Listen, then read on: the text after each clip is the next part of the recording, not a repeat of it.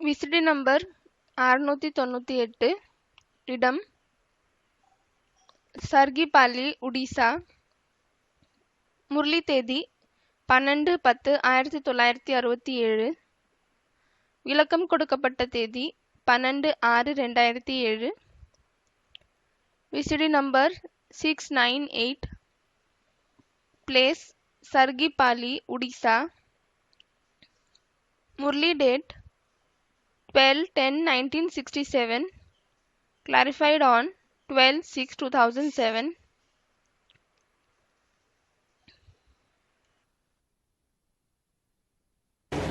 ओम शांति। ஓம் சாந்தி. प्रातः क्लास चल रहा था। முரளி நடந்து கொண்டிருந்தது.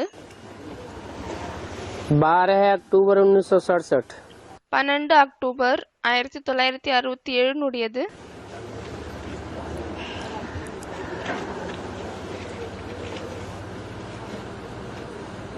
रोज बाबा का कहना है आत्मा समझकर बैठो और बाप को याद करो। தினமும் பாபா சொல்கிறார், தன்னை ஆத்மா என்று புரிந்து கொண்டு அமருங்கள், பிறகு தந்தையை நினைவு செய்யுங்கள்.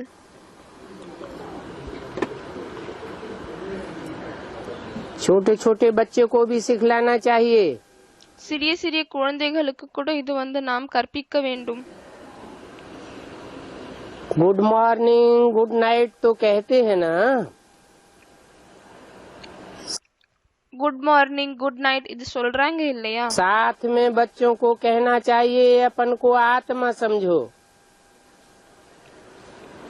கூடவே குழந்தைகளுக்கு சொல்ல வேண்டும் என்னவென்றால், தன்னை ஆத்மா என்று புரிந்து கொள்ளுங்கள். शिव बाबा को याद करो। சிவ பாபாவை நினைவு செய்யுங்கள். कोई भी कह सकते हैं।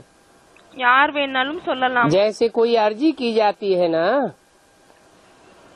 तो बच्चों को भी समझाओ और अपन को भी समझाओ। ये बहुत कल्याणकारी अक्षर है। எப்படி ஏதோ ஒரு ஆசை வைக்கப்படுகிறது இல்லையா, கோரிப்பு வைக்கப்படுகிறது, அதே போல்தான் குழந்தைகளுக்கும் புரிய வையுங்கள், பிறகு தானும் புரிந்து கொள்ளுங்கள். இது மிகவும் நல்ல வார்த்தையாகும். जो ब्रह्मा कुमारियां ही कह सकती हैं। எது வெறும் பிரம்மகுமாரிகளால் மட்டும் தான் சொல்ல முடியும். भाऊ या दादा या बहन जी कोई भी मिले, बोलो शिव बाबा कहते हैं अपन को आत्मा समझ मुझे याद करो तो तुम्हारे पाप भस्म हो जाएंगे। அண்ணா அக்கா யார் கிடைத்தாலும் சரி சொல்லுங்கள் என்னவென்றால், தன்னை ஆத்மா என்று புரிந்து கொண்டு சிவபாபாவை நினைவு செய்யுங்கள், அப்பொழுது எல்லா பாவங்களும் அழிந்துவிடும். और तुम पुण्यात्मा स्वर्ग के मालिक बन जाएंगे। பிறகு நீங்கள் புண்ணிய ஆத்மா ஸ்வர்கத்தினுடைய எஜமானராக ஆகிவிடுவீர்கள். बच्चों को भी ये बात समझाए दो। குழந்தைகளுக்கு கூட இந்த விஷயத்தை புரிய வைத்து விடுங்கள். कोई भी मित्र संबंधी याद आवे, நண்பர்கள் உறவினர்கள் யார் வந்தாலும் சரி, उनको हैंडशिप भी करे और फिर ये भी सुनावे कि यह है सबसे बड़ा गुण। அவர்களுக்கு கை கொடுங்கள், ஹேண்ட் ஷேக் பண்ணுங்க, அதுக்கப்புறமா இது கூட சொல்லுங்கள் என்னவென்றால், இதுதான் பெரிய குணமாகும். दूसरों को बाप का परिचय देना। எது என்றால் மற்றவர்களுக்கு தந்தையினுடைய அறிமுகத்தை கொடுப்பது, இது பெரிய குணமாகும். गीता जो पढ़े हुए होंगे उनको भी बहुत अच्छा लगेगा। யார் கீதையை படிச்சிருப்பாங்களோ அவங்களுக்கு கூட இது ரொம்ப நல்லா இருக்கும். समझ जावेंगे भगवान शिव कहते हैं। புரிந்து கொள்வார்கள், பகவான் சிவன் சொல்கிறார். तो ऐसी ऐसी बातें अपने पास नोट कर दो। ஆகவே இப்படிப்பட்ட விஷயங்களை தன்னிடம் நோட் பண்ணி வச்சுக்கோங்க. जो भी मिले, யார் கிடைத்தாலும் சரி, मैं रिक्वेस्ट करता हूँ अपन को आत्मा समझो और शिव बाबा को याद करो। நான் ரிக்வெஸ்ட் செய்கிறேன் என்னவென்றால், தன்னை ஆத்மா என்று புரிந்து கொண்டு சிவபாபாவை நினைவு செய்யுங்கள். वो ऊंचे ऊंच पतित पावन है। அவர் உயர்ந்ததிலும் உயர்ந்த பதித்த பாவனர் ஆவார். शार्ट में ऐसे बताओ जिससे पुराना अर्थ निकल जाए। சுருக்கமாக இப்படி சொல்லுங்கள், எதன் மூலமாக பழைய அர்த்தம் வெளியே வரணும். बहुत सिंपल बात है। மிகவும் சிம்பிளான விஷயமாகும். तुम यह याद कराए बहुतों का कल्याण करेंगी। நீங்கள் இதை நினைவில் வரவைத்து நிறைய பேருக்கு நன்மை செய்வீர்கள். स्कूलों में भी भाषण पर तुमको बुलाया जाता है। ஸ்கூல்ல கூட சொற்பொழிவுக்காக உங்களை கூப்பிடுறாங்க இல்லையா? क्योंकि ये सब समझते हैं बच्चों की कैरेक्टर से सुधारनी है। ஏனென்றால் அவர்கள் அனைவரும் இதை புரிந்து கொள்வார்கள். என்னவென்றால் குழந்தைகளுடைய கேரக்டர்ஸை சுதாரிக்கணும். टीचर्स आदि भी समझ जाएंगे। டீச்சர்ஸ் கூட புரிஞ்சுப்பாங்க. इस शिक्षा से बरोबर कैरेक्टर सुधरती जाएगी। இந்த படிப்பின் மூலமாக கொஞ்சம் கொஞ்சமாக கேரக்டர் சுதாரிச்சு கொண்டே செல்லும். पाप आत्माओं की कैरेक्टर तो होती है पाप की। பாவ ஆத்மாக்களுடைய கேரக்டர்ஸ் பாவம் செய்யக்கூடியதுதான் இருக்கும். इस कैरेक्टर से पवित्र देवता बन जाएंगे। இந்த கேரக்டர்ஸ் மூலமாக பவித்திரமான தேவதைகளாக ஆகிவிடுவார்கள். तो शिव बाबा को याद करो तो पाप भस्म हो जाएं। ஆகவே சிவபாபாவை நினைவு செய்யுங்கள், பாவங்கள் சாம்பல் ஆகிவிடும். परंतु विकार में नहीं जाओ। ஆனால் விகாரத்தில் போகாதீர்கள்.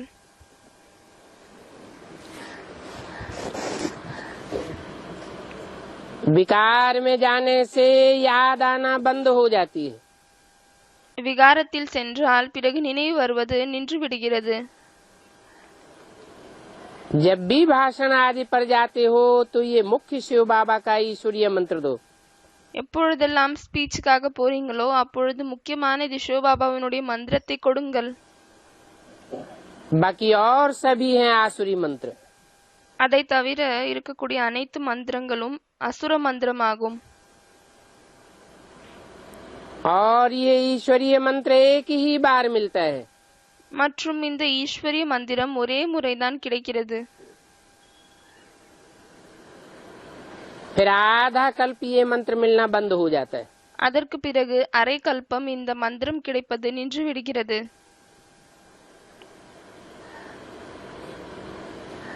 ये बात अच्छी रीति समझाना है। இந்த விஷயத்தை நல்ல விதமாக புரிய வைக்க வேண்டும். दिन प्रतिदिन नई नई पॉइंट्स निकालते रहेंगे। நாளுக்கு நாள் புதிய புதிய பாயிண்ட்ஸை வெளியே கொண்டு வந்து கொண்டே இருப்பார்.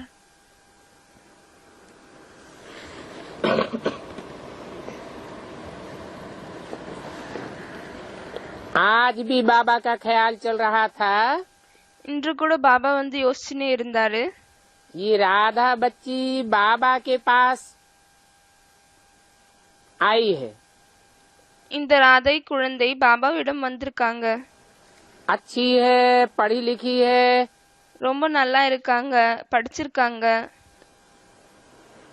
तो बाबा समझा रहे थे। ஆகவே பாபா புரிய வைத்துக் கொண்டிருந்தார். अपनी रूहानी न्यूज है। தனது வந்து ருஹானி நியூஸ் ஆகும். न्यूज अर्थात समाचार। நியூஸ் அப்படின்னா செய்தி. अब रूहानी समाचार नाम वाले तो कोई अखबार है नहीं। இப்பொழுது ருஹானி செய்தி கொண்ட பெயருடைய எந்த ஒரு நியூஸ் பேப்பருமே இல்லை. एक मोहिनी बच्ची है दिल्ली में। டெல்லியில ஒரு மோகினி குழந்தை இருக்காங்க, पढ़ी लिखी है, படிச்சிருக்காங்க. उनको भी बाबा ने कहा था एक अखबार निकालो तो अच्छा है। அவங்களுக்கு கூட பாபா சொல்லியிருந்தாரு, ஒரு நியூஸ் பேப்பரை வந்து நீங்க வெளியே கொண்டு வாங்க, ரொம்ப நல்லா இருக்கும். परंतु इतना ध्यान में नहीं आया। ஆனா அவ்வளவு அவங்க அதை எடுத்துக்கல. अब देखने में आता है अपनी गवर्नमेंट का अखबार बहुत जरूरी है। இப்பொழுது இது பார்ப்பதில் வருகிறது என்னவென்றால் தன்னுடைய கவர்மெண்டின் ஒரு நியூஸ் பேப்பர் வந்து இருப்பது ரொம்ப அவசியமாகிவிட்டது.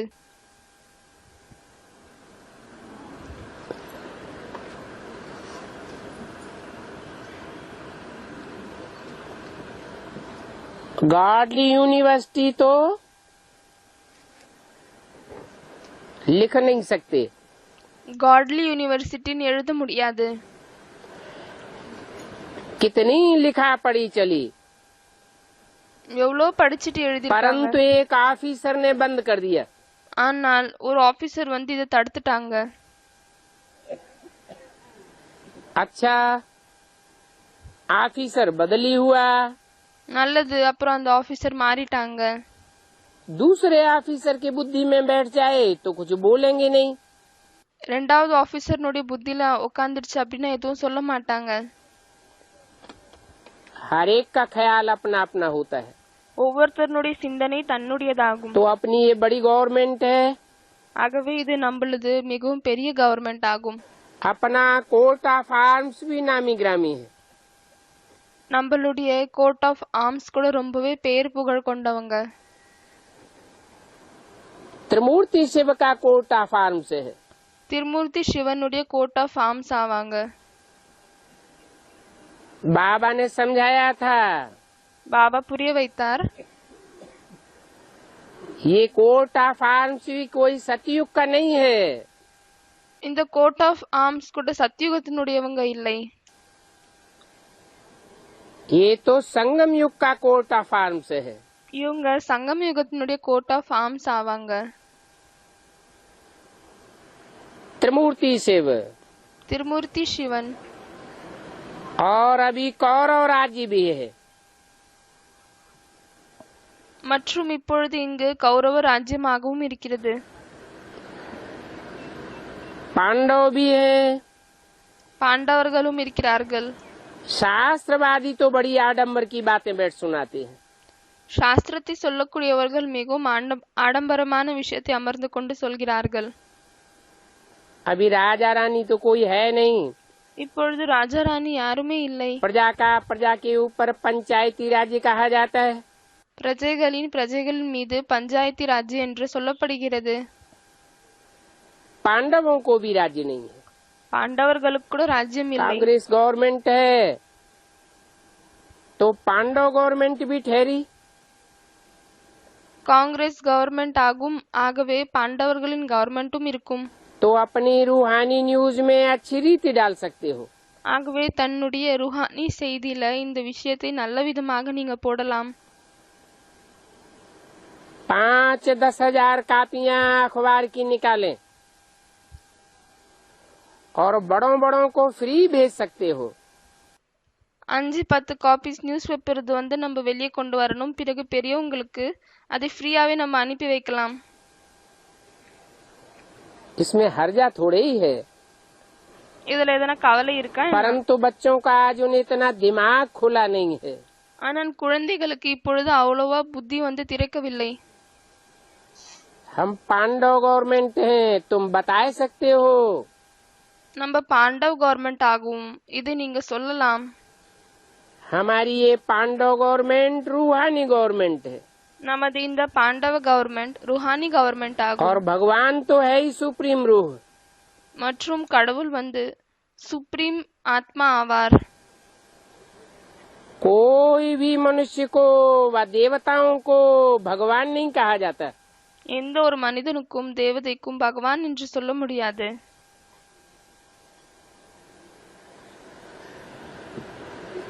मनुष्य को भगवान क्यों नहीं कह सकते? மனிதர்களை பகவான் என்று ஏன் சொல்ல முடியாது? क्योंकि मनुष्य जो भी होते हैं मन वाले होते हैं. ஏனென்றால் மனிதர்கள் யாரெல்லாம் இருக்கிறார்களோ அவர்கள் மனமுடையவர்களாக இருக்கிறார்கள். मन से मनन चिंतन चलता है. மனம் மூலமாக மனம் சிந்தனை ஓடுகிறது. भगवान को मनन चिंतन चलाने की क्या दरकार? பகவானுக்கு சிந்திக்க வேண்டிய அவசியம் என்ன இருக்கிறது? भगवान तो जन्म मरण के चक्र से ही न्यारा है. அவர் பிறப்பு இறப்பினுடைய சக்கரத்திலிருந்து விடுபட்டிருக்கிறார். तो उसको सोचने करने आदि की दरकार ही नहीं। ஆகவே அவருக்கு யோசிப்பது செய்ய வேண்டிய எந்த ஒரு அவசியமும் இல்லை. वो तो त्रिकालदर्शी है அவர் திரிகால்தர்ஷி ஆவார். और सदा ही त्रिकालदर्शी है। பிறகு எப்பொழுதுமே திரிகால்தர்ஷி ஆவார். 3 காலத்தையும் அறியக்கூடியவர். जो त्रिकालदर्शी है वो असोचता है। யார் திரிகாலதர்ஷியாக இருக்கிறார்களோ அவங்க அசோச்சதா, அதாவது யோசிக்க மாட்டார்கள். अभोक्ता है, அபோக்தா ஆவார்கள். போகத்தை எடுத்துக்கொள்ள மாட்டார்கள். वो अकर्ता है, அக்கர்த்தா ஆவார்கள். கர்மத்தை செய்ய மாட்டார்கள்.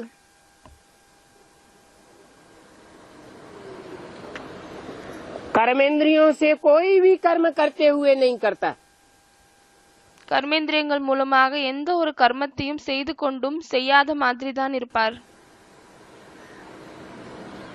क्योंकि सदा स्वस्थिति वाला है। ஏனென்றால் எப்பொழுதுமே சுயஸ்திதியில் இருக்கக்கூடியவர் ஆவார். तो साबित होता है कि मनुष्य भगवान नहीं हो सकता। அதனால்தான் இது நிரூபணமாகுகிறது. என்னவென்றால் கடவுள் மனிதன் பகவானாக இருக்க முடியாது.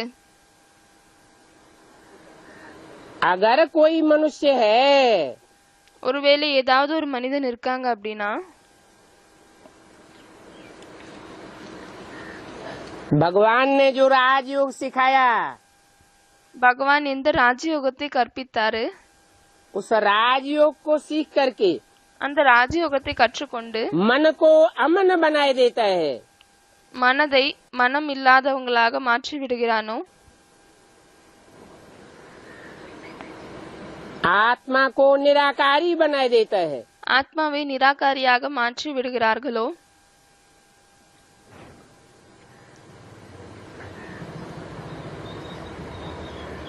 मन में चिंतन चलाने की जैसे दरकार ही नहीं। மனதில் சிந்தனையை ஓட வைக்க வேண்டிய எந்த ஒரு அவசியமும் இல்லை. तो वो सिर्फ एक ही आत्मा है। ஆகவே அது ஒரே ஒரு ஆத்மாதான்.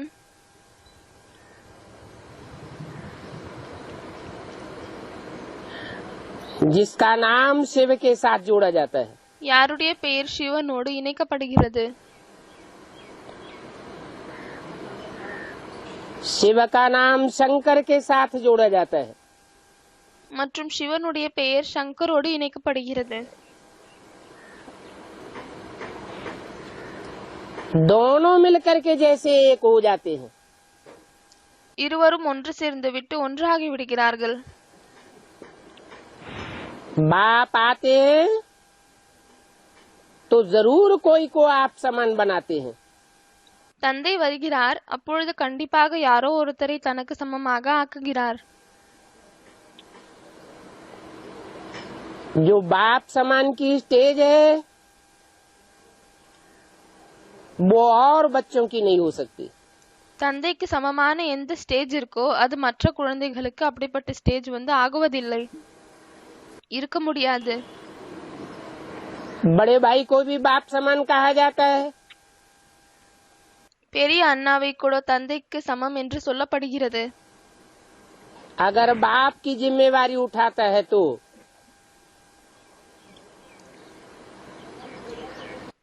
ஒருவேளை தந்தையினுடைய பொறுப்பை எடுத்துக்கிறாங்க, அப்பொழுதுதான் சொல்லப்படுகிறது. शिव बाप इस सृष्टि पर आते हैं तो मनुष्य को देवता बनाते हैं। சிவ தந்தை இந்த உலகத்திற்கு வருகிறார், அப்பொழுது மனிதனை தேவதையாக்குகிறார்.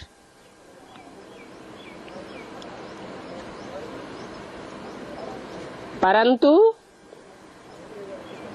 सब एक जैसा देव पद नहीं पाए सकते।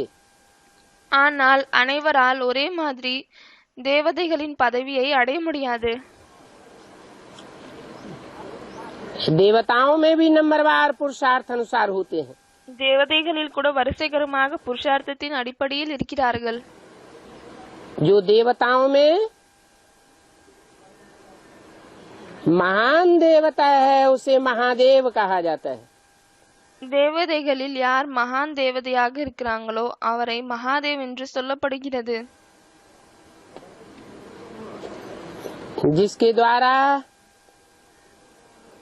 मनुष्यों को देवता बनाते हैं, யார் மூலமாக மனிதனை जैसे தேவதையாக்குகிறார்? ब्रह्मा के द्वारा ब्राह्मण बनाते हैं, எப்படி பிரம்மாவின் மூலமாக பிராமணர் ஆக்குகிறார்? देवता के द्वारा देवता बनाते हैं। தேவதையின் மூலமாக தேவதை ஆக்குகிறார். इंजीनियर इंजीनियर बनावेगा, இன்ஜினியர் இன்ஜினியரை தான் உருவாக்குவார். डॉक्टर डॉक्टर बनावेगा, டாக்டர் டாக்டரை தான் படைப்பார். स्वयं देवता होगा तो दूसरों को देवता बनावेगा। சுயம் தேவதையாக இருந்தால் மற்றவர்களையும் தேவதையாக ஆக்குவாங்க. परंतु भगवान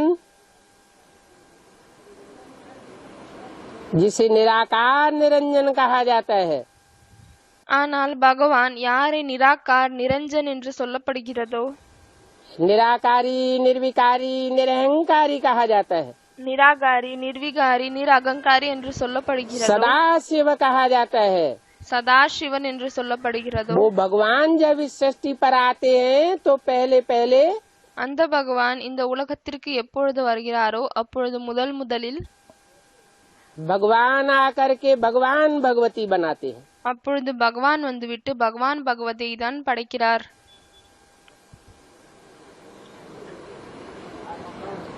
परंतु भगवान का टाइटल धारी तो एक ही बन सकता है, ஆனால் பகவானுடைய டைட்டில் கொண்டவங்க ஒரே ஒருத்தராக தான் ஆக முடியும். अनेकों नहीं बन सकते। நிறைய பேரால ஆக முடியாது. इसलिए भक्ति मार्ग में गुरुओं ने ये ज्ञान उठा लिया, आत्मा सो परमात्मा। அதனால்தான் பக்தி மார்க்கத்தில் குருக்கள் இந்த ஞானத்தை எடுத்துக்கொண்டார்கள், என்னவென்றால் ஆத்மா சோ பரமாத்மா என்று. परंतु हरेक आत्मा परमात्मा नहीं बन सकती। ஆனால் எல்லா ஆத்மாவால பரமாத்மாவாக ஆக முடியாது. परम शब्द सिर्फ एक के लिए यूज होता है। பரம் என்ற வார்த்தை வெறும் ஒருத்தருக்காக தான் யூஸ் ஆகுகிறது. ऐसी ऐसी बातें तुम क्लियर करके लिख सकते हो। இப்படிப்பட்ட விஷயங்களை நீங்கள் கிளியர் பண்ணிட்டு அப்புறம் எழுதுங்க. इस लिखने करने में बुद्धि बड़ी अच्छी चाहिए। இந்த எழுதுற விஷயங்களில் புத்தி மிகவும் நல்லா வேணும். और लिखने वाली पढ़ी लिखी चाहिए। பிறகு எழுதக்கூடியவங்க ரொம்ப படிச்சிருக்க வேண்டும். बाबा के पास तो बहुत हैं। பாபாவிடம் நிறைய பேர் இருக்காங்க.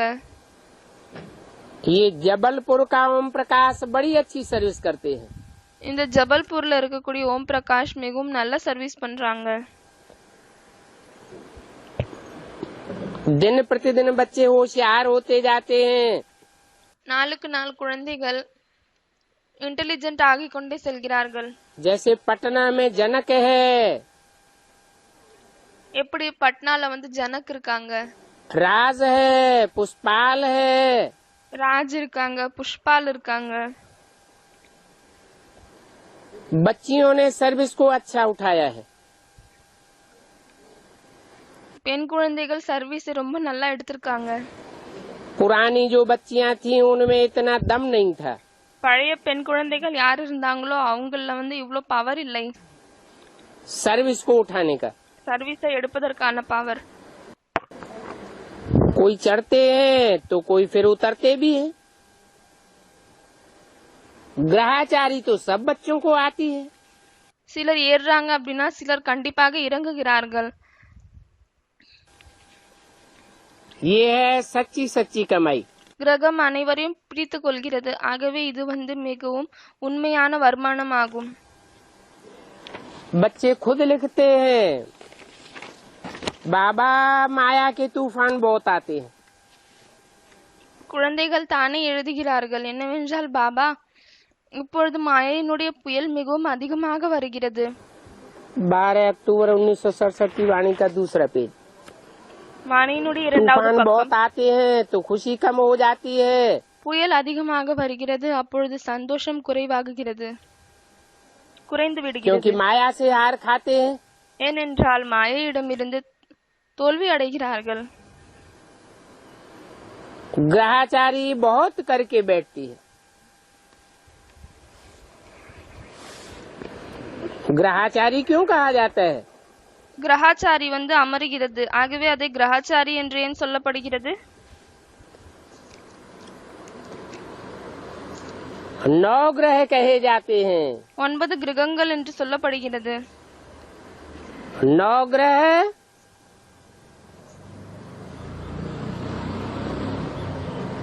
9 धर्मों के जैसे मुखिया हो जाते हैं. 9 கிரகங்கள் 9 தர்மத்தினுடைய தலைவர்கள் ஆகிவிட்டனர். सब नंबरवार हैं. அனைவரும் வரிசைகரமாக இருக்கிறார்கள். अच्छे ते अच्छी ग्रहाचारी बृहस्पति की है. மிகவும் நல்ல கிரகாச்சாரி பிரகஸ்பதியினுடையதாகும்.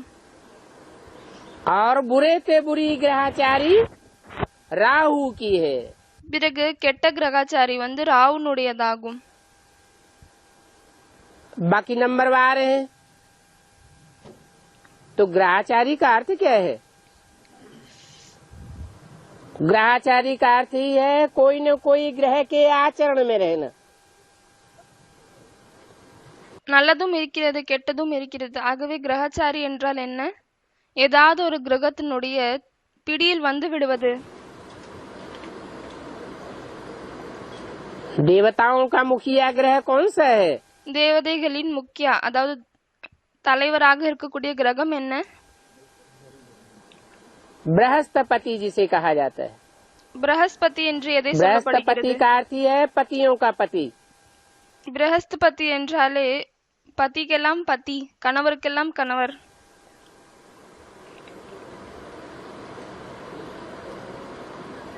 ग्रहाचारी सबको लगती है. அனைவருக்கும் அந்த கிரகாச்சாரி कोई को ஏற்படுகிறது. श्रेष्ठ ग्रह की ग्रहाचारी लगती है. சிலருக்கு சிரேஷ்டமான கிரகத்தினுடைய பிரபாவம் ஏற்படுகிறது. उसके आचरण में आते हैं, संग के रंग में आते हैं. அதனுடைய பிடியில் வருகிறார்கள், சங்கத்தின் சாயத்தில் வருகிறார்கள். कोई फिर भ्रष्ट के संग में आ जाते हैं. பிறகு சிலர் தாழ்ந்ததனுடைய தொடர்பில் விடுகிறார்கள். तो जिसके भी संग के रंग में आते हैं उसकी ग्रहाचारी लग जाती है. ஆகவே யாருடைய சங்கத்தின் சாயத்தில் வருகிறார்களோ அந்த கிரகத்தினுடைய பிடியில் விடுகிறார்கள். यहाँ संगम युग में शूटिंग होती है. இங்கு சங்கம் யுகத்தில் ஷூட்டிங் ஏற்படுகிறது. संगम युग में जो शूटिंग होती है சங்கம் யுகத்தில் எந்த ஷூட்டிங் वो நடக்கிறதோ द्वापर कलयुग में प्रैक्टिकल होता रहता है. அது துவாபர கலியுகத்தில் பிராக்டிக்கலில் நடந்து கொண்டே இருக்கிறது. जिनको लंबे समय तक बृहस्पति की ग्रहाचारी लगती है யாருக்கு மிகவும் நீண்ட காலம் வரை பிரகஸ்பதியினுடைய கிரகாச்சாரி பிரகஸ்பதி கிரகத்தினுடைய தொடர்பில் விடுகிறார்களோ द्वापर कलयुग में लगातार அவர்கள் துவாபர கலியுகத்தில் தொடர்ந்து जो पतियों का पति पार्ट बजाने वाला யாரு பத்திக்கெல்லாம் பத்தியாக கணவருக்கெல்லாம் கணவராக பாட் பண்ணக்கூடியவர் இருக்கிறாரோ बाप है मनुष्य सृष्टि का, தந்தை இருக்கிறாரு, மனித சிருஷ்டினுடைய தந்தை. उसके संग के रंग में रहते हैं. அவருடைய சங்கத்தின் சாயத்தில் இருக்கிறார்கள். और जिनको राहु की दशा लगती है, பிறகு யாருக்கு ராவுனுடைய தசை ஏற்படுகிறதோ राहु की ग्रहाचारी लगती है, ராகுவினுடைய கிரகத்தின் பிடியில் விடுகிறார்களோ वो उसके संग के रंग में आ जाते हैं. அவர்கள் அதனுடைய சங்கத்தின் சாயத்தில் माना விடுகிறார்கள். देवता से और धर्मों में அப்படியானால் தேவதாவிலிருந்து மற்ற தர்மத்தில் नीचे नीचे जाकर के पार्ट बजाते हैं. மிகவும் தாழ்ந்ததாக சென்று விட்டு பாட் செய்றாங்க. तो उन ग्रहों का आचरण लग जाता है. ஆகவே அப்படிப்பட்ட கிரகத்தினுடைய பிடியில் விடுகிறார்கள். कहते हैं राहु की दशा, சொல்றாங்க ராவுனுடைய தசை, मंगल की दशा, शनिचर की दशा होती है. மங்கள்னுடைய தசை, சனியினுடைய தசை. सबसे कड़ी दशा होती है राहु की। மிகவும் பயங்கொடூரமான தசை வந்து ராகுனுடைய தசையாகும்.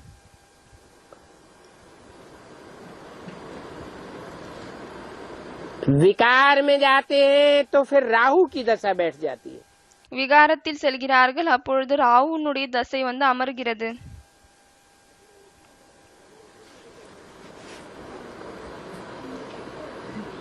जैसे राहु उनको पकड़ लेता है, எப்படின்னா ராகு வந்து அவங்களை பிடித்துக் கொள்கிறது,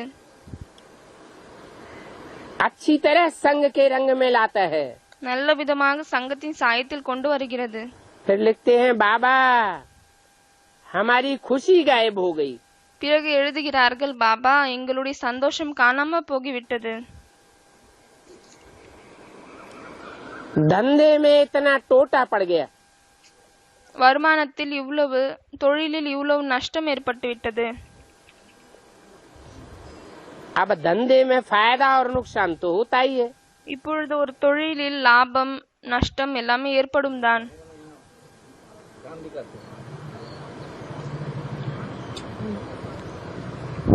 जो अति व्यभिचारी बनते हैं, அவர்கள் மிகவும் அதிகமாக விபச்சாரி ஆகுகிறார்கள். उनका जो मुखिया है वो कहा जाता है राहु। அவங்களுடைய தலைவன் தான் ராகு என்று சொல்லப்படுகிறது.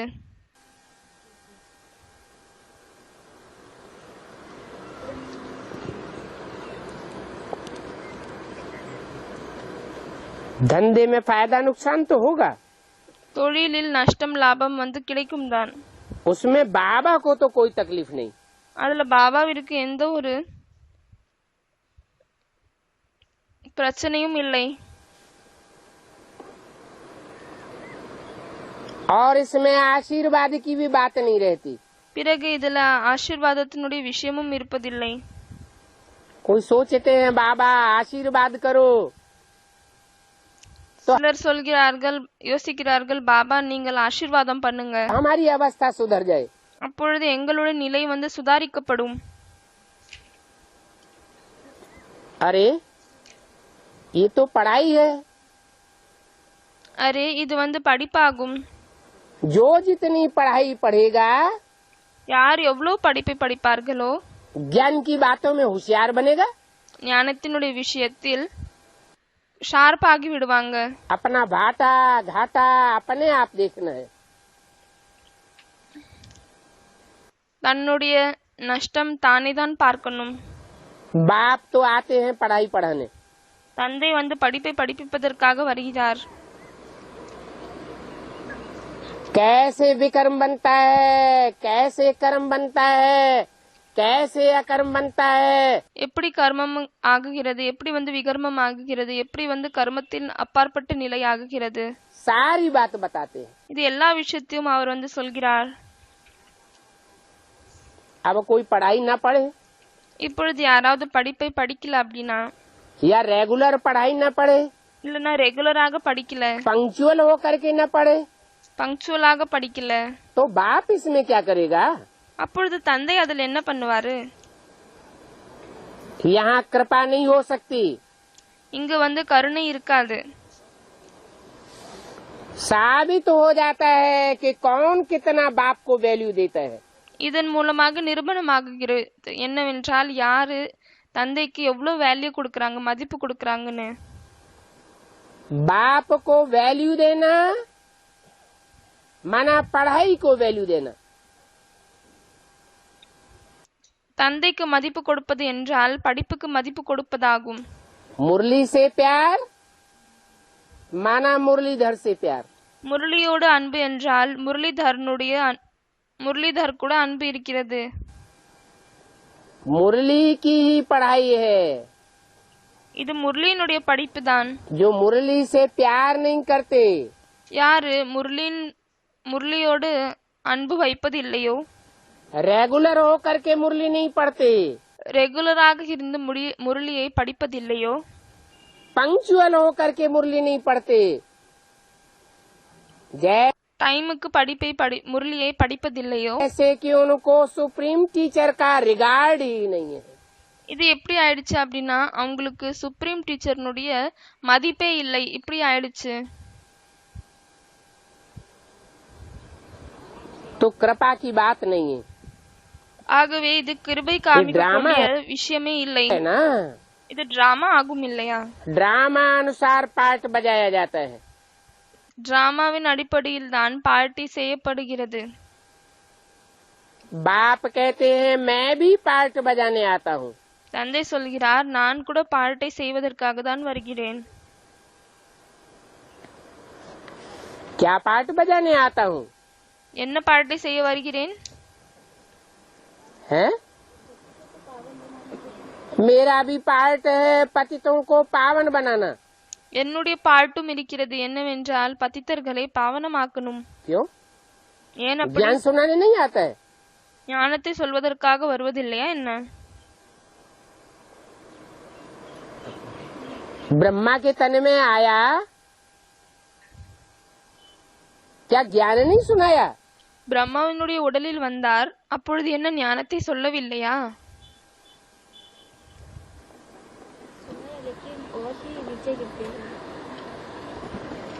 ज्ञान तो सुनाया,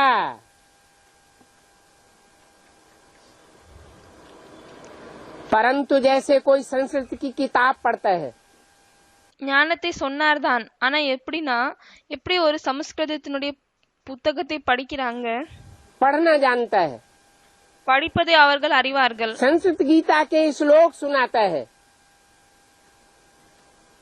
परंतु उन श्लोकों के अर्थ को नहीं जानता। சம்ஸ்கிருதத்தில் இருக்கக்கூடிய ஸ்லோகங்களை படிக்கிறார்கள், ஆனால் அந்த ஸ்லோகத்தினுடைய பெயரை அறிய மாட்டார்கள். जैसे प्राइमरी அதனுடைய அர்த்தத்தை அவர்களுக்கு புரியவே வராது. स्कूल का बेसिक नॉलेज का बच्चा எப்படி பிரைமரி ஸ்கூல்ல படிக்கக்கூடிய பேசிக் நாலேஜினுடைய குழந்தை இருக்குது, कबीर दास के, सूरदास के, तुलसीदास के கபீர் தாஸ், சூர்தாஸ், துளசிதாசனுடைய पद रट लेता है, கவிதைகளை அவர்கள் மனப்பாடம் செய்து கொள்கிறார்கள். परंतु उनके गुह्यार्थ को नहीं जानता। ஆனால் அதனுடைய ஆழமான விஷயத்தை பற்றி அவர்கள் அறிய மாட்டார்கள். तो फिर प्रैक्टिकल एक्ट में कैसे आवेगा? ऐसे ही அப்பொழுது பிறகு பிராக்டிக்கல் கர்மத்தில் எப்படி கொண்டு வருவார்கள்? அதே போல்தான் ब्रह्मा के मुख से जो भी मुरली निकली, பிரம்மாவினுடைய வாயின் மூலமாக என்னவெல்லாம் முரளி வந்ததோ, वो मुरली जैसे कि गीता माता है, அந்த முரளி எப்படி ஆயிடுச்சுன்னா கீதை தாய் போல ஆகிவிட்டது. परंतु वो गीता माता पतित पावनी नहीं है। ஆனால் அந்த கீதா மாதா பதித்த பாவனி இல்லை, பதிதர்களை பாவனமாக்கக்கூடியவங்க இல்லை. वो गीता ज्ञान अमृत नहीं है। அந்த கீதை ஞான அமிர்தம் இல்லை, जिससे देवताएं अमर बन जावे। எதன் மூலமாக தேவதைகள் அமரராகி अमर விடுகிறார்கள். तब बनते हैं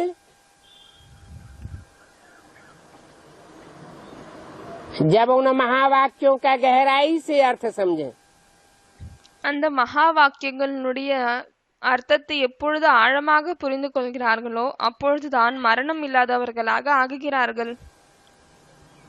परंतु समझने वाले नंबरवार निकलते हैं। ஆனால் புரிந்து கொள்ளக்கூடியவர்கள் வரிசைகரமாக தான் வருகிறார்கள். बाप तो सुप्रीम टीचर बनकर के सबको एक जैसी पढ़ाई पढ़ाता है, தந்தை சுப்ரீம் டீச்சர் ஆகிவிட்டு அனைவருக்கும் ஒரே போல்தான் படிப்பை படிப்பிக்கிறார். परंतु पढ़ाई पढ़ते नहीं है, ஆனால் படிப்பை படிப்பதில்லை. समझते नहीं है कि मुझे किस लिए बुलाते हैं। புரிந்து கொள்வதும் இல்லை, என்னவென்றால் என்னை எதற்காக கூப்பிடுகிறார்கள், कोई அழைக்கிறார்கள். तो ऐसे ही रिवाजी हालत में मुरली पढ़ लेते हैं, சிலர் கடமைக்காக முரளி படிச்சுக்கிறாங்க, सुन लेते हैं, கேட்டுக்கொள்கிறார்கள். परंतु उस पर मनन चिंतन मंथन नहीं करते। ஆனால் அதன் மீது சிந்திப்பது யோசிப்பதில்லை, மனஞ்சிந்தன் மந்தன் செய்வதில்லை. जो सुनते हैं मंथन नहीं करते हैं तो दूसरों को क्या समझावेंगे? சிலர் வெறும் கேட்கிறார்கள், ஆனால் அதை பத்தி சிந்திப்பதில்லை, கடைவதில்லை. அப்பொழுது அவர்கள் மற்றவர்களுக்கு என்ன சொல்வார்கள்? वही रटी हुई बातें दूसरों को सुनाते रहेंगे। அதே மனப்பாடம் பண்ண விஷயங்களை தான் மற்றவர்களுக்கும் சொல்லிக் கொண்டே இருப்பார்கள். मुझे तो बुलाते ही है पतित पावन आओ, तो मेरा भी पार्ट है। என்னை அழைக்கிறார்கள் என்னவென்றால், பத்தித பாவனா வாங்க, ஆகவே எனக்கும் இப்படிப்பட்ட பாட்டு இருக்கிறது. पतितों को पावन बनाने का பத்திதர்களை பாவனமாக்கக்கூடிய பாட்டு. बाप ही पतित पावन है। தந்தைதான் பத்தித்த பாவனாவார். आकर के सबको पावन बनाते हैं। इसके लिए बाप राजयोग सिखाते हैं। வந்துவிட்டு அனைவரையும் பாவனமாக்குகிறார். இதற்கு தான் தந்தை ராஜயோகத்தை கற்பிக்கிறார்.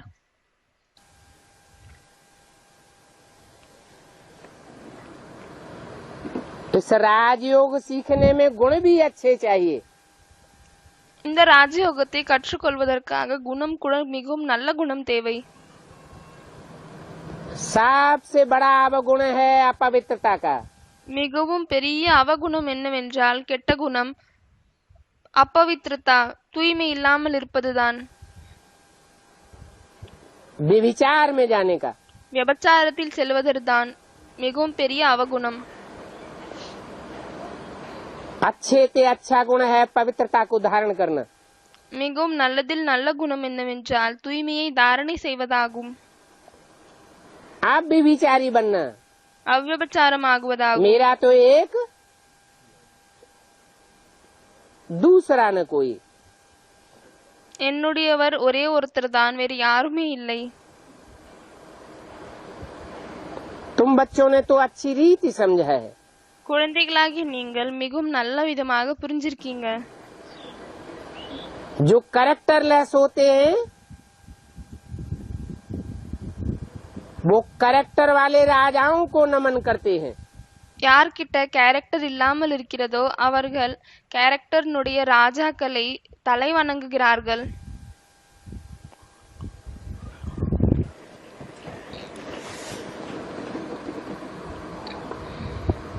जिनके कैरेक्टर खराब होते हैं யாருடைய கேரக்டர் கெட்ட கேரக்டராக இருக்கிறதோ उनके सामने जाकर कोई नहीं झुकते। அவர்களுக்கு முன்னால் சென்றுவிட்டு யாருமே தலை வணங்குவதில்லை. कैरेक्टर वाला राजा होगा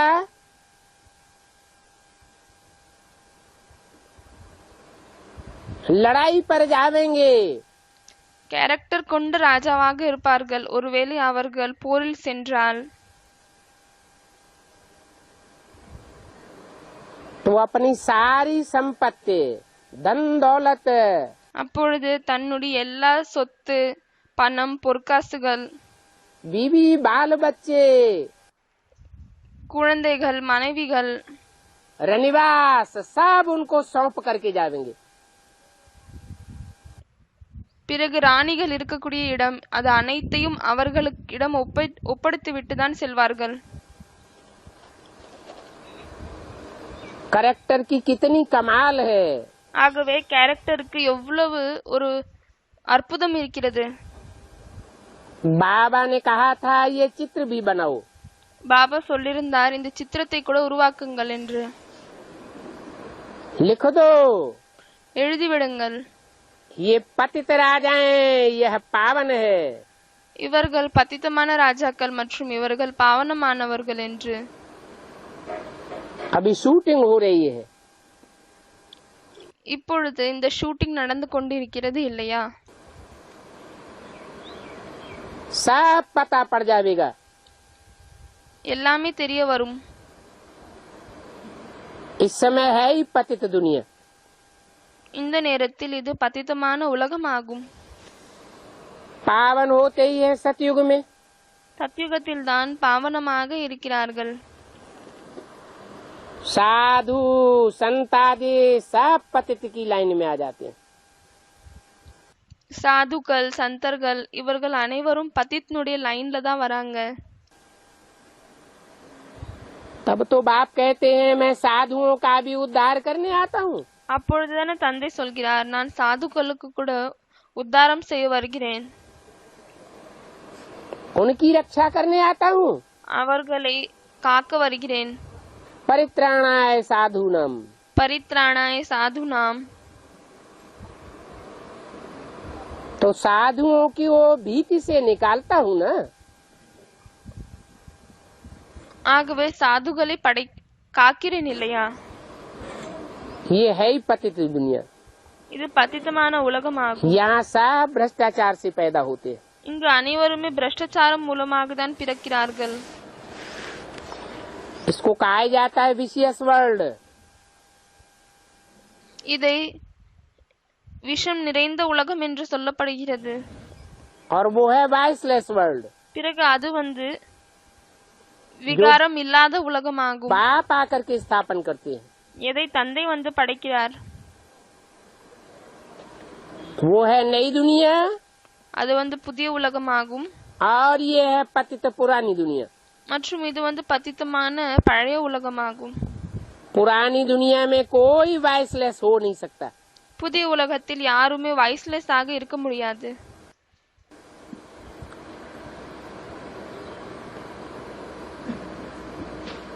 जो दुनिया पुरानी दुनिया में कोई वाइसलेस हो नहीं सकता. பழைய உலகத்தில் யாராலுமே விகாரம் இல்லாதவர்களாக இருக்க முடியாது.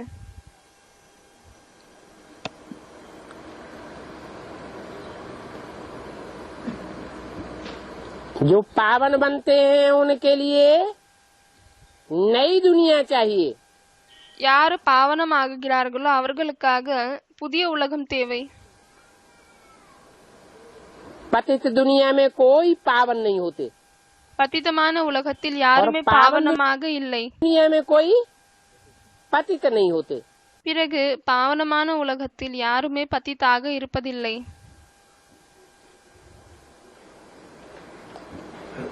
संगम पर ही बाप को आना पड़ता है. சங்கம் யுகத்தில் தான் தந்தைக்கு வர வேண்டியதாக இருக்கிறது.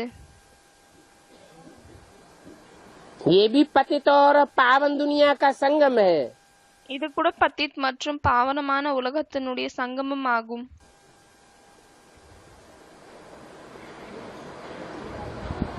तो नरक की दुनिया के बीच बाप आकर के स्वर्ग का वर्षा देते हैं.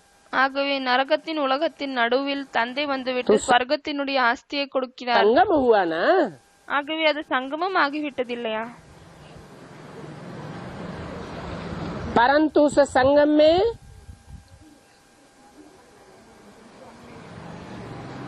पुरुषार्थ करने वाली आत्माओं में कौन अव्वल नंबर है?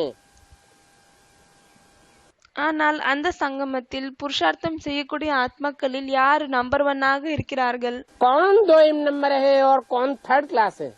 பிறகு யார் 2வது நம்பர்ல இருக்காங்க? பிறகு யார் ரொம்ப 3rd கிளாஸ் ஆக இருக்காங்க? वो साफ पता पड़ जाता है. அது அனைத்தும் தெரிய வருகிறது. उत्तम ते उत्तम சிரேஷ்டதிலும் சிரேஷ்டமானவங்க का पता पड़ जाता है. அவர்களை பற்றியும் கூட इसलिए इसको தெரிய வருகிறது. कहा जाता है पुरुषोत्तम संगम युग. அதனால்தான் இதை புருஷோத்தம சங்கம் யுகம் என்று சொல்லப்படுகிறது. तो बच्चों को ऐसे ऐसे ख्याल करना चाहिए. ஆகவே குழந்தைகளுக்கு இப்படி சிந்திக்க வேண்டும். हम अपनी अखबार कैसे निकालें? என்னவென்றால் நம்ம நம்மளுடைய நியூஸ் பேப்பரை எப்படி வெளியே கொண்டு வருவது என்று.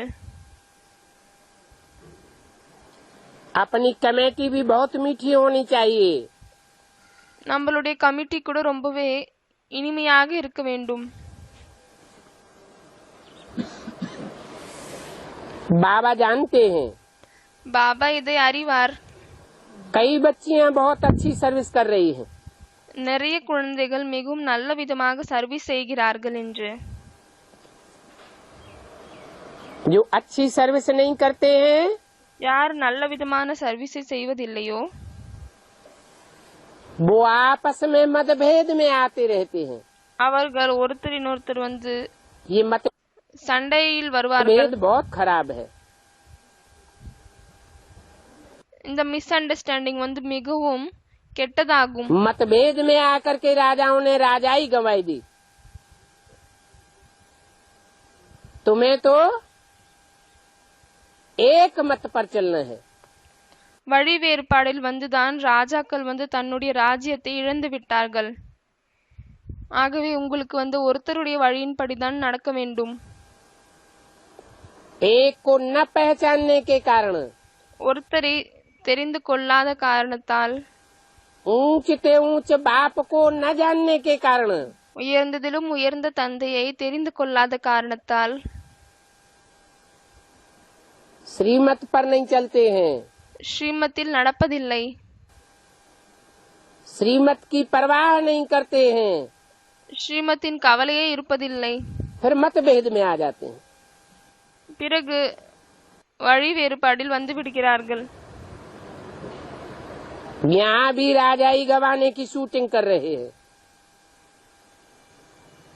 वहाँ प्रैक्टिकल होता है। இங்கு கூட ராஜாங்கத்தை இழப்பதற்கான ஷூட்டிங்கை செய்கிறார்கள். பிறகு அங்கு பிராக்டிக்கலில் நடக்கிறது. सतयुग में तो शेर बकरी भी प्यार से चलते हैं। சத்யுகத்தில் சிங்கம் மற்றும் புலி மற்றும் ஆடு கூட மிகவும் அன்பாக இருக்கிறது. उनमें भी कोई मतभेद नहीं होता। அவர்களில் கூட எந்த ஒரு வழி வேறுபாடு இருப்பதில்லை. यहाँ तो देखो कितना मतभेद हो जाता है। இங்கு பாருங்கள் எவ்வளவு வழி வேறுபாடு நடக்கிறது.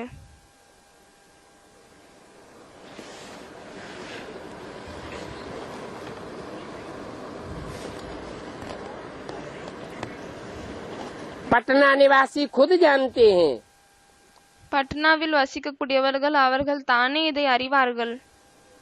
आगे बहनों की आपस में नहीं बनती थी, முன்னால் பார்த்தீர்கள் என்றால் சகோதரர்களுக்கு ஒருத்தரின் ஒருத்தரோடு அவ்வளவா ஒருங்கிணைப்பு இல்லாமல் இருந்தது. कहाँ की बात? இது எங்க இருக்கக்கூடிய விஷயம்? पटना नाम क्यों पड़ा? பட்னா என்ற பெயரை ஏன் கொடுத்தார்? एक दूसरे की आपस में पटती ही नहीं थी। ஒருத்தரின் ஒருத்தருக்கு வந்து சம்ஸ்காரங்கள் ஒன்னு சேரவில்லை. क्योंकि बाप की मत को पकड़ा ही नहीं, ஏனென்றால் தந்தையினுடைய வழியை பிடிக்கவில்லை. मतभेद में आते रहते, வழி வேறுபாடில் வந்து கொண்டே இருந்தார்கள். बातचीत करने की भी रॉयल्टी नहीं रहती। பேசக்கூடிய ராயல்டி கூட இல்லாமல் இருந்தது. अनपढ़ है ना, படிப்பறிவு இல்லாமல் இருக்கிறார்கள் இல்லையா? बड़े आदमी से भी तुम कह के बात करती है। பெரியவங்க கிட்ட கூட நீ என்று பேசுகிறார்கள். पति को भी तुम तू कह देगी। கணவரை கூட நீ நான் என்று நீ என்று சொல்கிறார்கள். बातचीत करने की बड़ी फजीलत चाहिए। பேசுவதற்கு மிகவும் அதிகமாக திறமை வேண்டும், ராயல்டி வேண்டும்.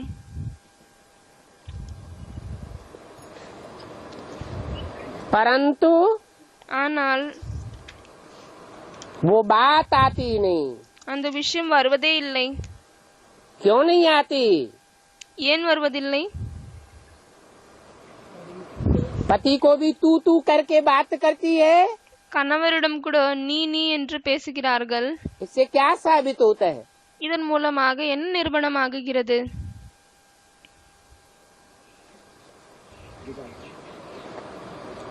कोई और को अपना बना लिया है।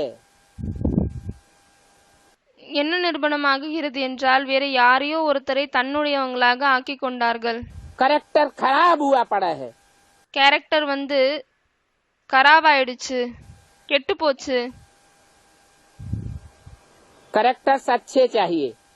கேரக்டர்ஸ் நல்லா வேண்டும். तुम लिख भी सकते हो, सतयुग से तेतरा तक यह करेक्टर्स अच्छे रहते हैं। சத்யுகத்திலிருந்து திரேதா வரை கேரக்டர்ஸ் ரொம்ப நல்லா இருக்கு. राधा की दृष्टि कृष्ण में ही डूबती है। ராதையினுடைய பார்வை கிருஷ்ணரின் மேல்தான் விழுகிறது. कृष्ण की दृष्टि राधा में ही डूबेगी। கிருஷ்ணருடைய பார்வை கூட ராதாவின் மீது மற்றும் தான் முழுங்கும். और 21 जन्मों तक उनका प्यार अटल रहता है। ராதாவினுடைய பார்வையும் கூட கிருஷ்ணரின் மீதுதான் இருக்கும். ஆகவே 21 பிறவி வரை இவர்களுடைய அன்பு மிகவும் உடையாமல் இருக்கும். कब मतभेद में नहीं आवेंगे। ஒரு பொழுதும் அவர்கள் வழி வேறுபாட்டில் வரமாட்டார்கள். डिसरिगार्ड की बात ही नहीं। மரியாதை இல்லாத விஷயமே அங்க இருக்காது. फिर द्वापर कलयुग में यथा राजा रानी तथा प्रजा साफ करेक्टरलेस हो जाते हैं। பிறகு துவாபர் யுகத்தில் இருந்து அனைவரும் யதா ராஜா ததா பிரஜா, எப்படிப்பட்ட ராஜாவோ அப்படிப்பட்ட பிரஜைகளாக இருக்கும் பொழுது அனைவரும் கேரக்டர் இல்லாமல் ஆகி விடுகிறார்கள். क्योंकि द्वापर युग से द्वैतवादी युग शुरू हो जाता है। ஏனென்றால் துவாபர் யுகத்திலிருந்து 2 வழிகள் கொண்ட யுகம் தொடங்குகிறது. दो दो धर्म शुरू हो जाते हैं। 2 वழிகள் தொடங்குகிறது. दो दो राज्य हो जाते हैं। 2 ராஜ்யங்கள் வருகிறது. दो दो मतें हो जाती है। 2 से 4, 4 से 2 வழிகள் தொடங்கி விடுகிறது. 2ல இருந்து 4, 4ல இருந்து 8. तो साफ कैरेक्टरलेस हो जाते हैं। ஆகவே அனைவரும் கேரக்டர் இல்லாதவர்களாக ஆகி விடுகிறார்கள். तुम बच्चे समझा सकते हो। குழந்தைகளாகி நீங்கள் புரிய வைக்கலாம். तुम्हारा सेंटर गलियों के अंदर नहीं होना चाहिए। உங்களுடைய சென்டர் ரோட்டுக்கு உள்ள இருக்க கூடாது.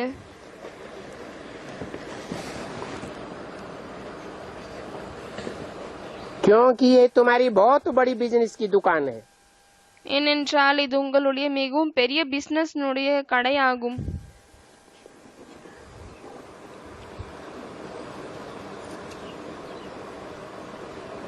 बल करके माताओं को वहाँ आना जाना सहज होता है। பலே மாதாக்களுக்கு அங்க வரது போவது இது ஈஸியாக தான் இருக்கு. परंतु आजकल तो माताएं भी खड़ी हो गई हैं। ஆனால் இன்றைய நாட்களில் பார்த்தீர்கள் என்றால் மாதாக்கள் கூட நின்று விட்டார்கள். जहाँ तहाँ खुले रीति जाती हैं। எங்க வேணாலும் சரி அங்க அவங்க போறாங்க. और तुम्हारी तो है रूहानी दुकान। பிறகு உங்களுடையது ஆன்மீக கடையாகும். जिसमें ज्ञान रत्नों का सौदा मिलता है। இதுல ஞான ரத்தினங்களுடைய வியாபாரம் கிடைக்கிறது.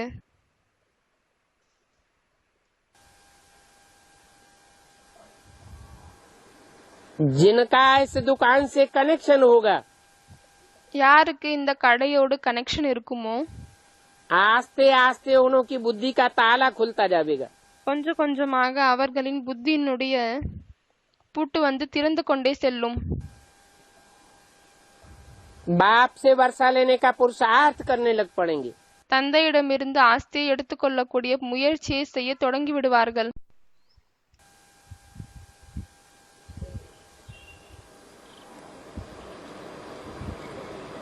जो पुरुषार्थ करेंगे वो जरूर दूसरों की सेवा करने लग पड़ेंगे। அவர்கள் புருஷார்த்தம் செய்வார்கள் மற்றும் கண்டிப்பாக மற்றவர்களின் சேவையில் ஈடுபடுவார்கள். जो अच्छी रीति सर्विस करते हैं वो कितने मीठे लगते हैं। யாரு நல்ல விதமாக சர்வீஸ் செய்கிறார்களோ அவர்கள் எவ்வளவு இனிமையாக இருக்கிறார்கள். दूसरों की सेवा करने वाले जरूर अच्छी पढ़ाई पढ़ते होंगे। மற்றவர்களின் சேவையை செய்யக்கூடியவர்கள் கண்டிப்பாக நல்ல விதமாக படிப்பை படிப்பார்கள். न पढ़ने वाले उन्हों के आगे जाए झाड़ू लगावेंगे। படிக்காதவர்கள் அவர்களுக்கு முன்னால் சென்று விட்டு பெருக்குவார்கள்.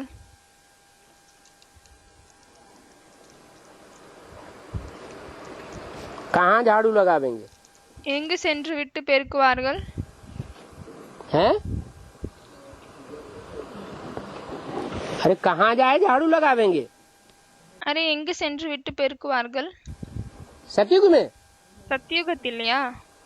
यहाँ संगम युग में ही देखने में आवेगा இங்க சங்கம் யுகத்திலே இது பார்ப்பதில் வரும். कि जो पढ़ाई को वैल्यू नहीं देते, मुरली की कदर नहीं करते,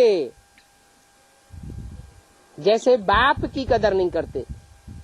யார் வந்து படிப்புக்கு இங்கு வேல்யூ கொடுப்பதில்லை, முரளிக்கு வேல்யூ கொடுப்பதில்லை, அது எப்படின்னா தந்தைக்கு வந்து வேல்யூ கொடுக்காத போல ஆகிவிட்டது. तो बाप से वर्षा क्या पावेंगे? ஆகவே தந்தையிடம் இருந்து என்ன ஆஸ்தியை எடுத்துக்கொள்வார்கள்? जरूर बाप से झाड़ू लगाने का वर्षा मिल जाएगा. கண்டிப்பாக அவர்களுக்கு தந்தையிடம் இருந்து பெருக்குவதற்கான ஆஸ்தி கிடைத்துவிடும்.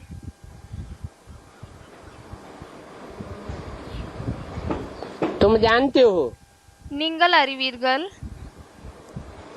सर्वसेबुल ही दिल पर चढ़े रहते हैं. சர்வீசேபிள் தான் மனதில் மேல் ஏறி இருப்பார்கள். जो सेवादारी बच्चे होते हैं वो दिल पर चढ़े हुए होने के कारण बहुत याद आते हैं. யார் சேவாதாரி குழந்தைகளாக இருக்கிறார்களோ அவர்கள் மனசில் ஏறியிருக்கும் காரணத்தால் மிகவும் அதிகமாக நினைவில் வருவார்கள். तुम जानते हो ये हमारी राजधानी स्थापन हो रही है. நீங்கள் அறிவீர்கள், இப்பொழுது நம்மளுடைய ராஜதானி ஸ்தாபனை ஆகிக் கொண்டே இருக்கிறது. कहते हैं बाबा हम तो लक्ष्मी नारायण बनेंगे. சொல்கிறார்கள், பாபா நாங்கள் லக்ஷ்மி நாராயணனாக ஆகுவோம். परंतु सिर्फ कहने से क्या होगा? ஆனால் வெறும் சொல்லும் காரணத்தால் என்ன ஆகப் போகுது? लायक भी तो बनना पड़े. அதற்கு தகுதியானவங்களாகவும் ஆகணும் இல்லையா? इस पर नारद का भी मिसाल देते हैं. இதற்கு நாரதர்னுடைய எக்ஸாம்பிள் கூட கொடுக்கிறாரு.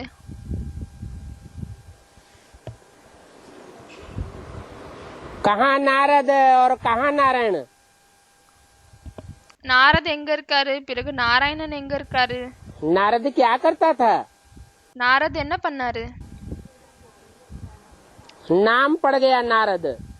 அவருக்கு பேரே வந்துடுச்சு நாரத் என்று. नार माना जल. நார் என்றால் தண்ணீர், अर्थात ज्ञान जल तो देता था. அப்படியானால் அவர் ஞான தண்ணீரை வந்து கொடுத்தார்தான். लेकिन खुद धारण नहीं करता था. ஆனால் அதை அவர் தானே தாரணை செய்யவில்லை. दूसरों को कहता था चलो बैकुंठ चलो बैकुंठ.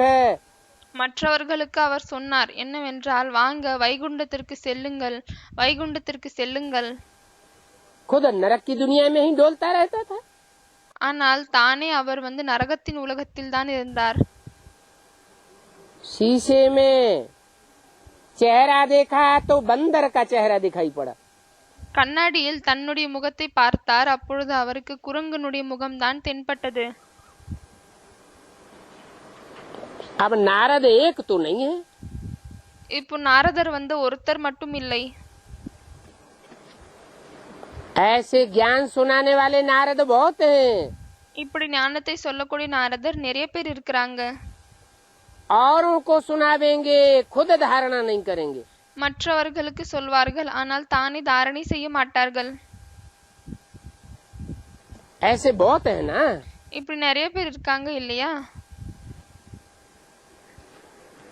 इनको क्या कहेंगे? இவர்களை என்ன சொல்வார்கள்? बोलना एक और करना दूसरा. சொல்வது என்னவோ ஒண்ணுதான், ஆனா வேற என்னவோ செய்வாங்க. कथनी करनी एक नहीं होती है. பேச்சு செயல் ரெண்டுமே ஒன்னா இருக்காது. तो नारायण बनेंगे क्या? ஆகவே நாராயணனாக ஆகுவாங்களா என்ன?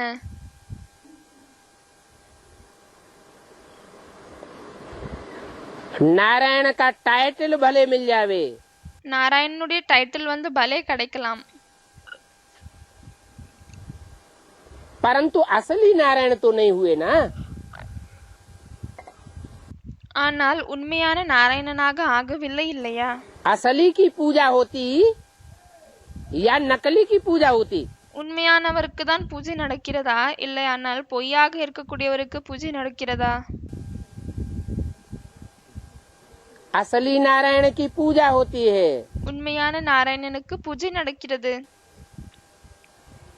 बाकी जो नकली नारायण अनेक नारद बनते हैं, அதை தவிர யாரு நிறைய டூப்ளிகேட் நாரதாக ஆகுறாங்களோ उन सतयुग के 7 नारायणों की पूजा नहीं होती है। அந்த சத்தியுகத்தில் இருக்கக்கூடிய 7 நாராயணனுக்கு பூஜை நடப்பதில்லை. तो उनको ज्ञानी आत्मा कहें या भक्त आत्मा कहें? ஆகவே அவரை ஞானி ஆத்மா என்று சொல்ல முடியுமா, இல்லையானால் பக்த ஆத்மா என்று சொல்ல முடியுமா?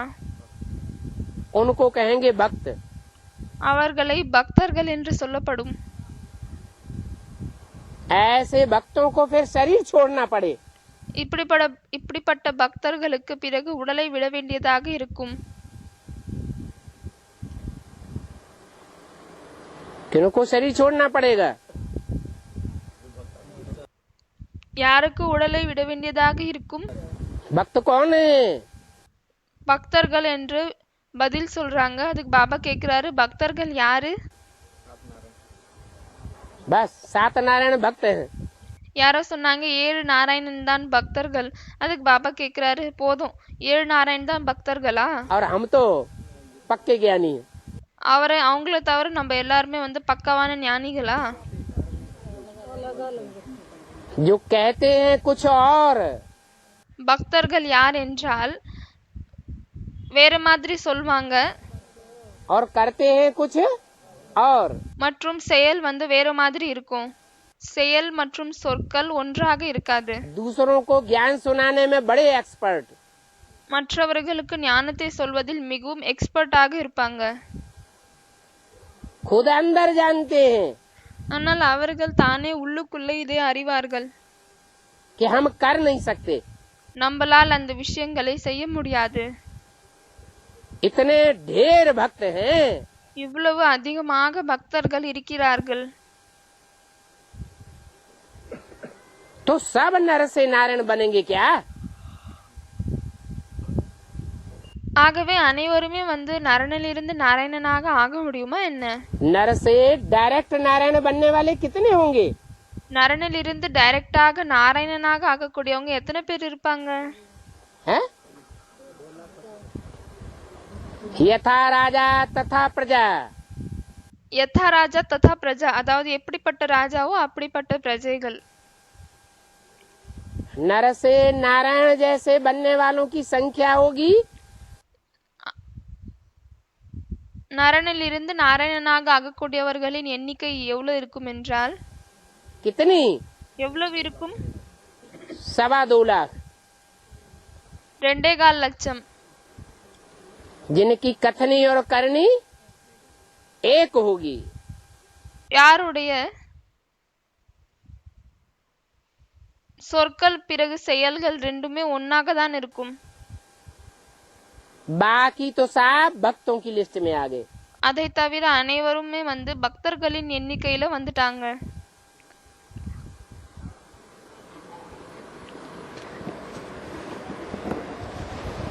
लक्ष्मी और लक्ष्मी समान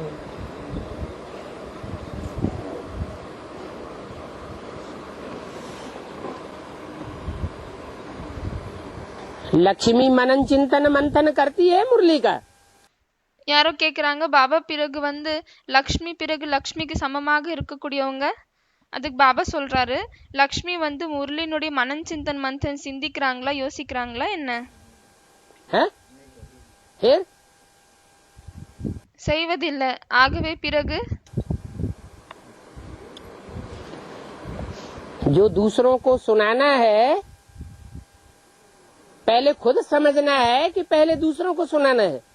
எதை மற்றவர்களுக்கு நாம் சொல்லணுமோ அதை நாம் முதலில் புரிந்து கொள்ளணுமா, இல்லையானால் அப்படியே மற்றவர்களுக்கு சொல்லிவிட வேண்டுமா?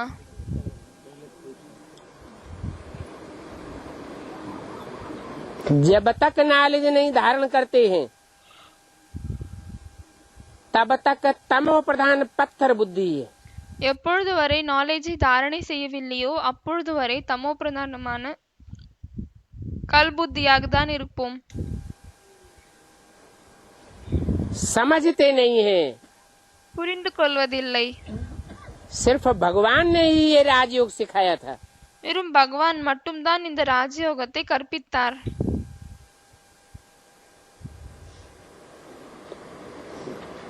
कृष्ण को तो भगवान नहीं कह सकते। கிருஷ்ணரை பகவான் என்று சொல்ல முடியாது. ब्रह्मा विष्णु शंकर को भी भगवान नहीं कह सकते। பிரம்மா விஷ்ணு சங்கரையும் கூட பகவான் என்று சொல்ல முடியாது. क्यों? ब्रह्मा में शिव भगवान का प्रवेश नहीं होता क्या? ஏன் அப்படி? பிரம்மாவுல சிவ பகவான் வந்து பிரவேசம் ஆகுவதில்லையா என்ன? प्रवेश तो होता है, பிரவேசம் ஆகுகிறார் தான். फिर भगवान क्यों नहीं कह सकते? பிறகு அவரை பகவான் என்று ஏன் சொல்ல முடியாது? उनका भी जो अंतिम पुरुषार्थ था, அவருக்கும் கூட எது கடைசி புருஷார்த்தமாக இருந்ததோ, अंतिम घड़ी का, கடைசி நேரத்தினுடையது, उस अंतिम घड़ी के पुरुषार्थ में அந்த கடைசி நேரத்திற்கான புருஷார்த்தத்தில் असोचता बना क्या? அவர் அசோச்சதாவாக ஆகினாரா? அதாவது எதுவுமே சிந்திக்காதவராக ஆகிவிட்டாரா? असोचता कहेंगे, निराकारी निर्विकारी निरहंकारी बना क्या? அவரை அசோச்சதா என்று, அதாவது எதுவுமே யோசிக்காதவர் என்று சொல்ல முடியுமா? நிராகாரி நிர்விகாரி நிரகங்காரி என்று சொல்ல முடியுமா? नहीं बना। ஆகவில்லை. तो सूक्ष्म मनन चिंतन मंथन चलता रहा। ஆகவே சூட்சுமமான மனன் சிந்தன் மந்தன் நடந்து கொண்டே இருந்தது. सूक्ष्म शरीर धारण करना पड़े। அதனால்தான் சூட்சுமமான உடலை தாரணை செய்ய வேண்டியதாக இருந்தது. भगवान सूक्ष्म वतन में आता है क्या? பகவான் வந்து சூக்ஷ்ம வதனத்தில் வருகிறாரா என்ன?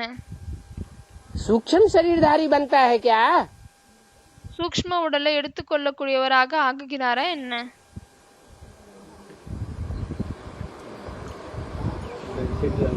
और विष्णु में तो भगवान प्रवेश ही नहीं करता। பிறகு விஷ்ணுவுல வந்து பகவான் நுழைவதே இல்லை, பிரவேசமாகுவதே இல்லை. शिव भगवान विष्णु में प्रवेश करता है क्या? சிவ பகவான் விஷ்ணுவில் பிரவேசமாகுகிறாரா என்ன?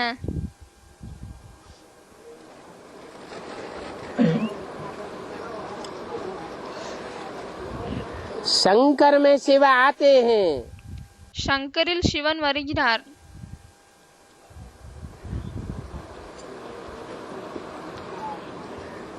परंतु ஆனால் शंकर को भी भगवान नहीं कहेंगे। சங்கரையும் கூட பகவான் என்று சொல்ல முடியாது. क्यों नहीं कहेंगे? ஏன் சொல்ல முடியாது? सबका बुद्धियों को बताना जरूरी है क्या?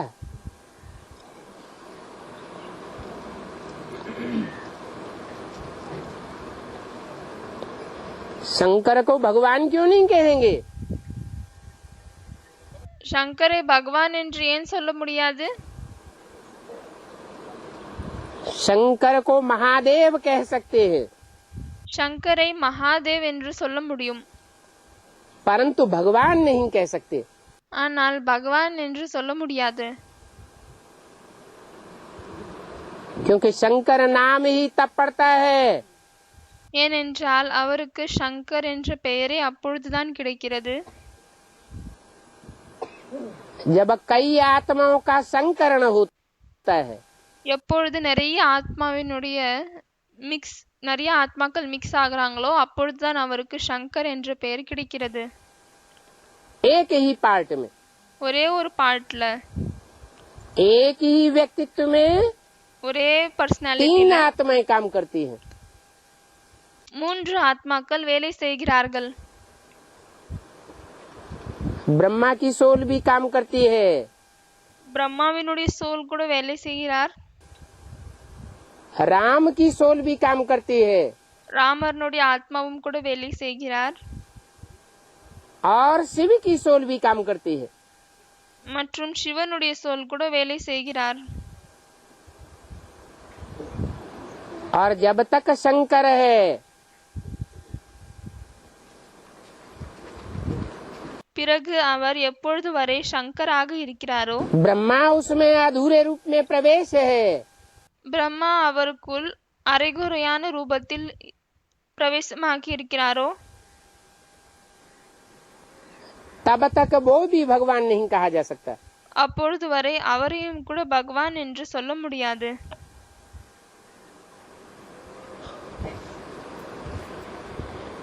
क्योंकि कुछ न कुछ मनन चिंतन मंथन चलता रहेगा। ஏனென்றால் ஏதோ ஒரு ரூபத்தில் கொஞ்சமாக மனஞ்சிந்தன் மந்தன் நடந்து கொண்டேதான் இருக்கும்.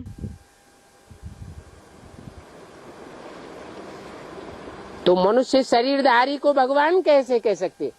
ஆகவே மனித உடல் கொண்டவர்களை பகவான் என்று எப்படி சொல்ல முடியும்? 24 घंटे में 24 மணி நேரத்தில்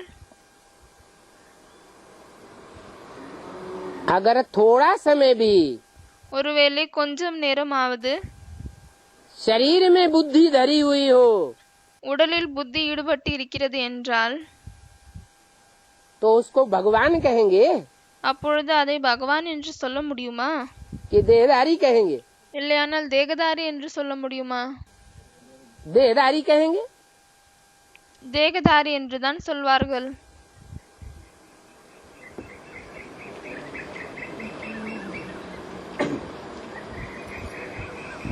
कृष्ण तो प्रिंस था, கிருஷ்ணர் பிரின்ஸாக தான் இருந்தாரு. वो कोई भगवान नहीं था। அவர் பகவானாக இல்லை.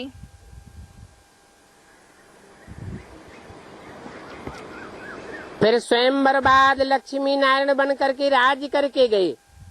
பிறகு ஸ்வயம்வரணத்துக்கு பிறகு லக்ஷ்மி நாராயணனாக ஆகிவிட்டு ராஜ்யம் செய்துவிட்டு சென்றார்கள்.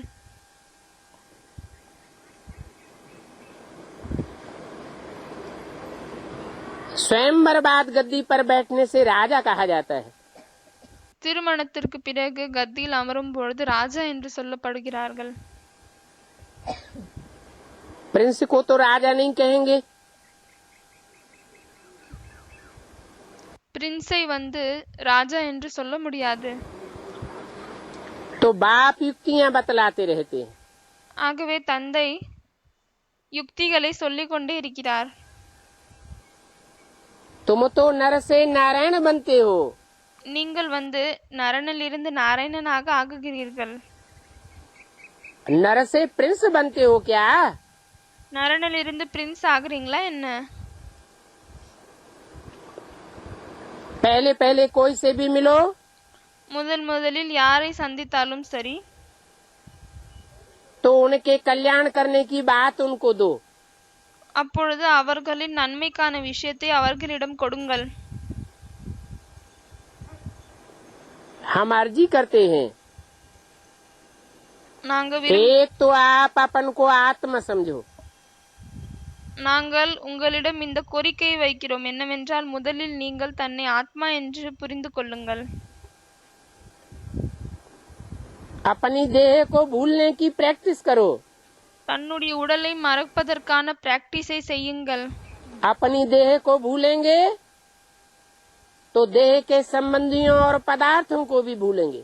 தன்னுடைய தேகத்தை மறந்துவிட்டால் பிறகு தேகத்தின் உறவினர்கள் பதார்த்தங்களை கூட மறந்து விடுவீர்கள். दूसरी बात, இரண்டாவது விஷயம், अपन को आत्मा समझो। தன்னை ஆத்மா என்று புரிந்து கொள்ளுங்கள். और शिव बाबा ने कहा कि मुझे याद करो। பிறகு சிவபாபா சொல்லியிருக்கிறார், என்னை நினைவு செய்யுங்கள். कितनी बातें हुई? எத்தனை விஷயங்கள் ஆகிவிட்டது? 3 बातें। पहली बात क्या? 3 விஷயங்கள் ஆகிவிட்டது. அதுல முதல் விஷயம் என்ன வருகிறது? अपनी देह को भूलो। தன்னுடைய உடலை மறந்து விடுங்கள். उसके लिए प्रैक्टिस करो अपन को आत्मा समझने की। அதற்காக பிராக்டிஸ் செய்யுங்கள், தன்னை ஆத்மா என்று புரிந்து கொள்வதற்கான பிராக்டிஸ். अपन को आत्मा समझ करके आत्मा के बाप परमात्मा बाप को தன்னை ஆத்மா என்று புரிந்து கொண்டு ஆத்மாவின் தந்தை பரமாத்மா தந்தையை याद करो। நினைவு செய்யுங்கள்।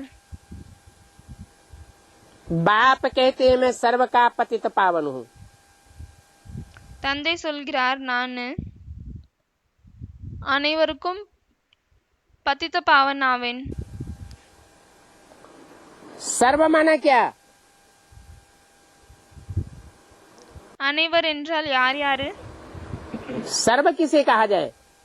அனைவர் என்று யாரை சொல்லப்படுகிறது? सर्व माना सारी सृष्टि। அனைவர் என்றால் முழு உலகம்।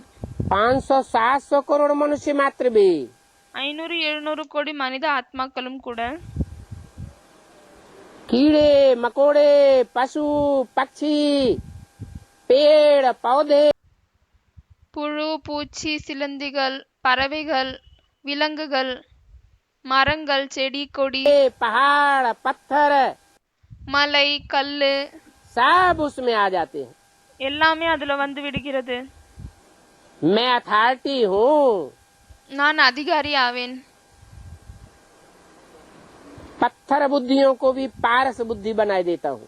கல் புத்தியையும் கூட பாரஸ் புத்தியாக ஆக்கி விடுகிறேன், தங்க புத்தியாக ஆக்கி விடுகிறேன்। मैं सभी वेदों शास्त्रों को जानता हूँ। நான் எல்லா வேதங்கள் சாஸ்திரங்களையும் அறிவேன்। मुझे वेद शास्त्र आदि पढ़ने की भी दरकार नहीं। எனக்கு வேதங்கள் சாஸ்திரங்களை படிக்க வேண்டிய அவசியமும் இல்லை। ये सब सामग्री भक्ति मार्ग की है। இந்த எல்லா சாமிகிரி அதாவது பொருட்களும் பக்தி மார்க்கத்தை சார்ந்ததாகும்। इन भक्ति मार्ग की बातों से कब कोई का कल्याण नहीं हो सकता। இந்த பக்தி மார்க்கத்தின் விஷயத்தின் மூலமாக எப்பொழுதும் யாருக்கும் நன்மை வந்து ஏற்படாது।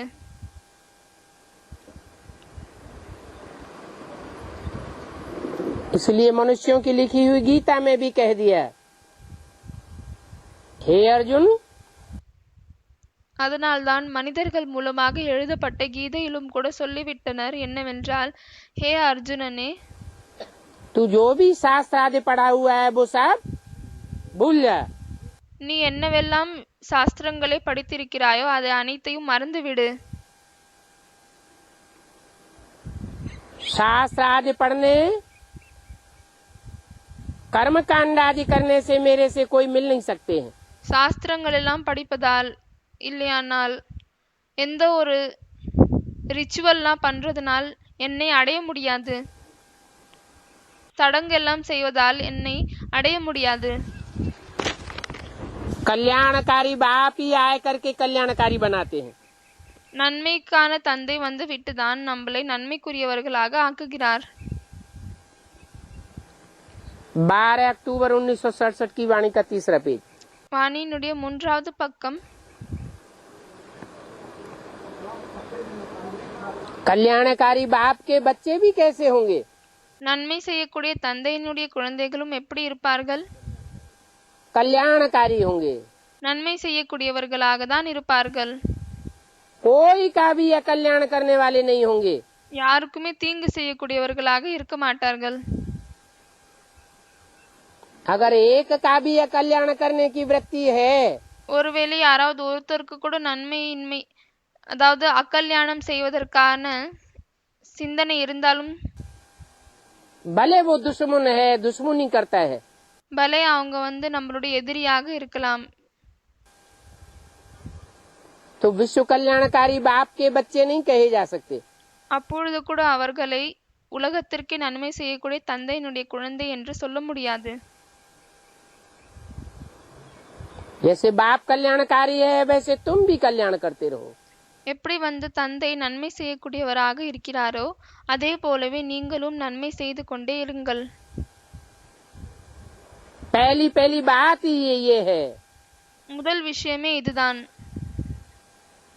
बाप का नाम ही है शिव। தந்தையினுடைய பெயரே இதுதான், சிவன் என்று। कल्याणकारी அப்படியானாலே நன்மை செய்யக்கூடியவர்। तो बच्चे भी कैसे होंगे? ஆகவே குழந்தைகளும் எப்படி இருப்பார்கள்? जो बाप की रगों में खून होगा தந்தையினுடைய உடலில் என்ன ரத்தம் இருக்குமோ वो बच्चे में भी वो खून आवेगा जरूर। அதே ரத்தம் தான் குழந்தைகளிலும் கண்டிப்பாக வரும். ओम शांति। ஓம் சாந்தி.